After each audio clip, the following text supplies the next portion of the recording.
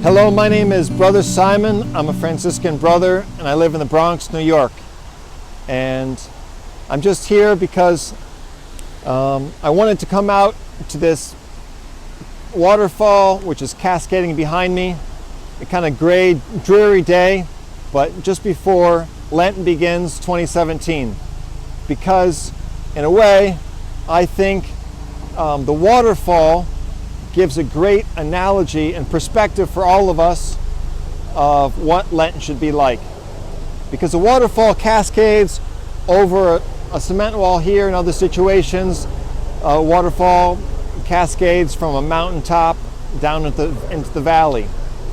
And on a sunny day, there would be rainbows and people walking around and excitement.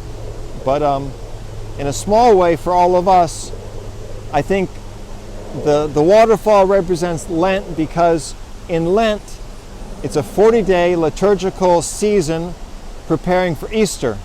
And as we prepare for Easter, there's three main components that lead up to Lent that we can all practice: prayer, fasting, and almsgiving. And as we pray, we're asking the Lord for the strength we need to overcome difficulties and challenges.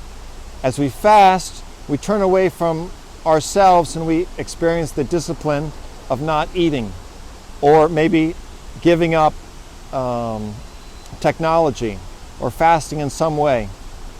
And then almsgiving is by focusing on another, especially in practical real-life situations. So in those ways, it's always about moving from a focus on, like a mirror of looking at yourself, to looking at God and looking at others. And in a lot of ways, the waterfall is like that. It's a joyful surrender, giving of itself and pouring itself out for, in this case, for others down lower in the valley. And so all of us go through mountains and valleys in life. So personally for me, a simple goal that I'm going to do for Lent is I'm going to wear this backpack. This is a 206 Tour backpack, and I'm going to wear it for all 40 days of Lent, if not all day long, at least part of the day. And this is what I mean. I'm going to actually wear it, but then inside my 206 Tour backpack, and many of you watching this have been on a 206 Tour, inside I've got some green balloons, because Lent in Anglo-Saxon terms means spring. And there's this new springtime that we all experience in Lent, because it leads up to Easter. But for example, feed the hungry. Stop and buy a burger for a poor person. So the different examples. So maybe I'm going to carry bottles of water. Maybe I'm going to make sandwiches.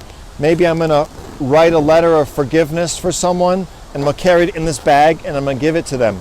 So whatever that may be for you, I encourage especially those who have been on a 206 Tour to take your backpack and wear it during Lent, and then give those things away. And if people ask you, what are you doing? You're like, I'm just